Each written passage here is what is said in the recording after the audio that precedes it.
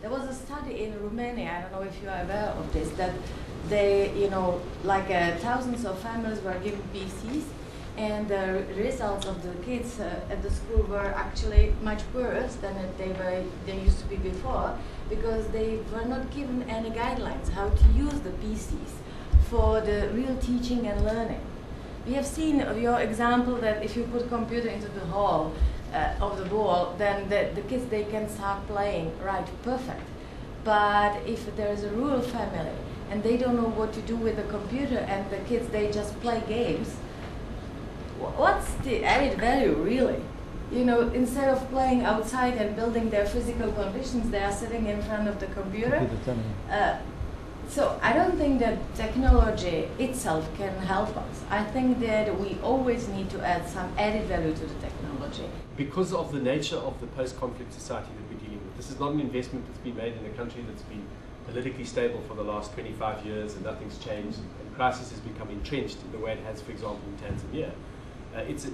It's a country where the feeling that there's a need to deal with the problem is very real. Every single person in the country is working an extra, I think it's an extra 5 or 8 hours a week with no salary as part of the national reconstruction effort.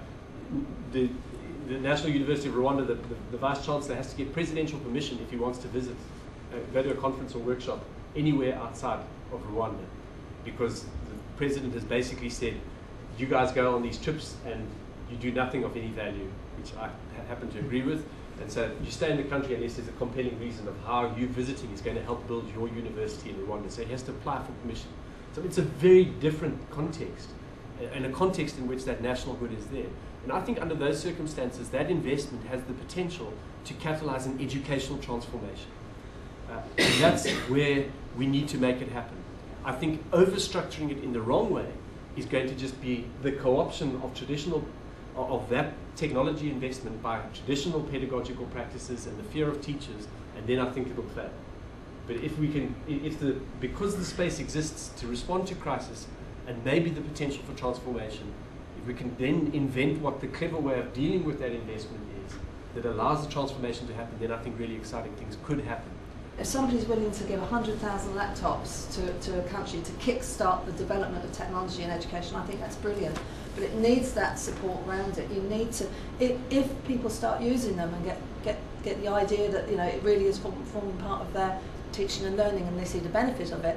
Where's the long-term sustainability in that? What happens when those 100,000 laptops break? Where are the next ones coming from? And those sorts of things. I'm seeing that it's brilliant that they've done this move in Trinidad. They've given us technology and they begin to train the teachers, but very often it's other things that let them down, like the sustainability, like the electricity supply, like the immense crime that's growing in Trinidad. So, very often some schools just lock their computer suites and don't let people in them, and it's not being used in the right way. So lots of issues, lots of similar issues around here. For example, in every country is different. In our country, having a program like the Jordan Education Initiative, and this is why we actually relaunched it and developed the phase 2 as a non-profit organization, because the government felt that there is a very important need for an institution that's there to actually take that technology and go to the classroom and say, this is how you use it. Simple things, for example, the smart board. We used the interactive smart board, and when we actually put it in the classroom, teachers were very eager to use it, but they didn't know how to incorporate it pedagogically. So what we did, we developed an Arabic manual, not a translation of the manual, but actually an Arabic manual that incorporates the pedagogy of using an interactive whiteboard inside the classroom.